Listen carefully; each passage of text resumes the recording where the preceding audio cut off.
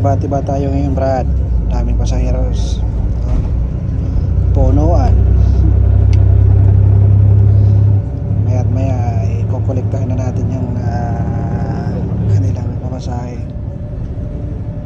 Mga imported yung ating mga pasahero ngayon. Galing pa yan ng Pluto. Problema wala tayong barya. Dadaan muna tayo sa Petron para magpagasolina, para pabarya na rin tayo.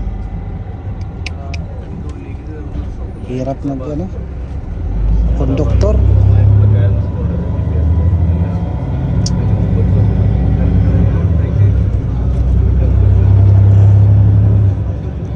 Pagkalampas doon sa Petron, kukolektahin na natin yung kanilang mga bayad.